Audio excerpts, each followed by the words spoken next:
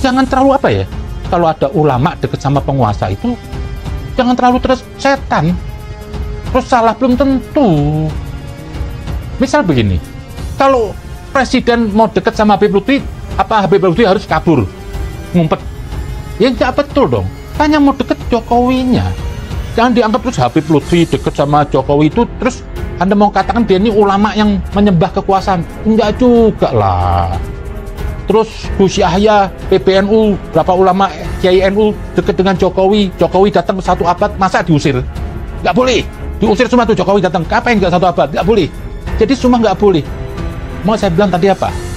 Ilmu tanpa akal bisa menyesatkan pemiliknya, kata Ali bin Abi Thalib. Jadi Anda jangan kutip hadis, tapi Anda nggak gunakan akal Anda. Akhirnya tersesat. Orang dekat sama penguasa sesat kafir. Lah besok kalau presidennya lebih alim daripada Anda gimana? Presiden Iran tuh ayatullah loh. Hujatul Islam. Untuk bisa jadi Hujatul Islam tuh perlu belajar 20 tahun. Anda belajar di mana? Atau mungkin Pak Taufik ini merasa mengambil estimate Jokowi? Saya jujur, secara personal, secara pribadi, Anda ini semuanya kalah dengan Jokowi. What? Indonesia tanah air beta, pusaka abadi nan jaya. Lain-lain ini maaf lah, ustadz-ustadz yang cuma modal bacot doang lah. Belum diuji, coba jadi presiden, korupsi. Siapa yang enggak? Tapi Jokowi enggak. Jangan underestimate Jokowi. Bagi saya apa? Hakikat ulama yang sebenarnya itu Jokowi. Ali bin Abi Thalib bilang apa? Mendapat pemimpin yang baik itu baru setengah jalan. Baik loh. Yang 50% lagi apa? Ketaatan rakyat kepada pemimpinnya. Jadi jangan melihat pemimpin itu seperti musuh. Harus dianggap kafir. Nggak bisa begitu dong. Dia pemimpin dideketin dong.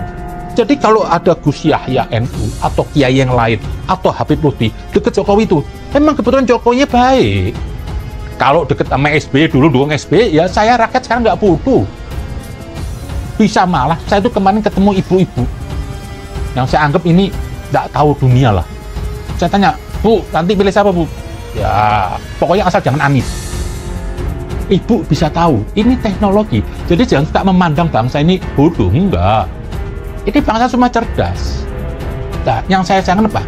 Pak Taufik ini bicara di muka umum.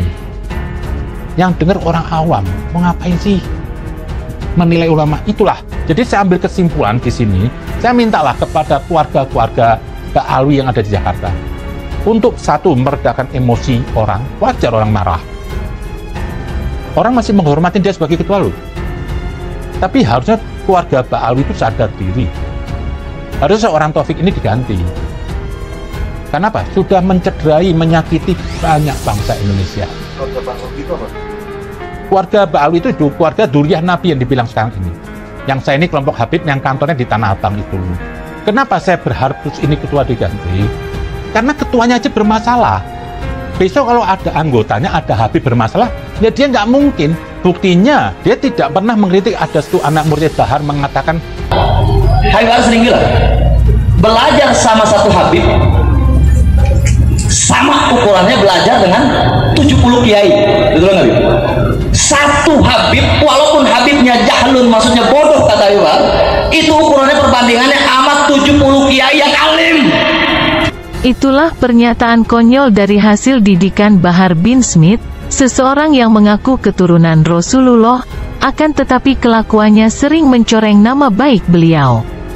Pernyataan itu adalah salah satu strategi dia untuk mencuci otak umat Islam agar bisa menjadi budaknya, memuliakannya, memujanya, mencium kakinya, bahkan kalau perlu menjilati kakinya. Habib yang goblok lebih afdal daripada 70 kiai. Ternyata pemahaman ini juga ada di ketuanya, Pak Taufik. Lah ini kan aneh. Jahil. Kenapa? Karena kalau Sayyid ini dikasih penyakit junun. Apa junun itu? Gila. Apakah hilang kesayyidannya? Enggak. Si alim kalau dikasih junun. Itu enggak perlu disampaikan ketua tadi. Dan itu riwayat-riwayat gak jelas. Dan itu riwayat kalau ditujukan apa? Untuk ahli bait suci. Kenapa? Nggak mungkin bodoh itu ahli bait suci. Kenapa? Habib Kribo mengatakan, hiruk pikuk, Habib ini sudah nggak sehat. Kedua belah pihak nggak sehat. Cuma saya di sini nggak ingin menanggapi si Bahar lagi atau yang sejenisnya. Sudah dibaptis Tuhan. Wa yutathiru tathiro. Jadi sekali lagi, durian Nabi ini bukan suatu hal yang hebat. Jangan dikaitkan dengan ahli bait tadi. Itu aja mungkin saya minta kembali, saya permohonlah keluarga Pak Alwi yang ini dan Pak Taufik, Anda legowo lah supaya sama-sama enak. Lebih baik Anda mengundurkan diri, gantilah yang muda-muda. Ini Anda dari Pasuruan masuk Jakarta mungkin kaget Anda. Ini Jakarta ini arenanya orang pakai akal. Mungkin kalau di kampung bisa veto-veto aja, dogma, lu kafir gini, lu nurut sama gue, lu nggak kafir gini, bisa. Jakarta nggak bisa, karena siapa aja akan dilawan dengan pemikiran. Itu aja mungkin ganti yang muda-muda aja lah. Saya setuju kalau bisa diganti Habib Jindan bin Jindan atau Habib Husin Ba'akil, yang muda-muda lah, biar enak gitu dilihatnya. Di mana-mana sama lagi ribut muda. Dan kadang muda itu lebih apa ya? Orang muda itu lebih terbuka wawasannya, pemikirannya, nggak sektarian, nggak suka memandang orang musuh. Dan kalau berbicara itu memikirkan nilai manfaatnya. Oh, kalau saya sampaikan ini, orang ngomong tersinggung apa enggak? Oh, saya nggak ngomong. Orang muda itu lebih akan, tapi kalau orang yang sudah tua itu kadang-kadang apa? Masih kebawaan dogma masa lalu. Belajar agama dogma. Kalau nggak gini kafir, ini surga. Lah ini kacamata kuda. Saya kenapa minta ada reformasi di tubuh Arobita ini? Karena saya butuh ketua itu yang punya bijaksana. Besok-besok kalau ada oknum Habib seperti Bahar Rizik itu, bisa dikeluarkan statement sikap.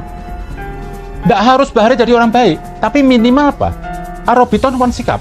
Itu sikap yang Bahar itu di luar kebijaksanaan, di luar yang nggak baik, bukan dalam kendali Habib.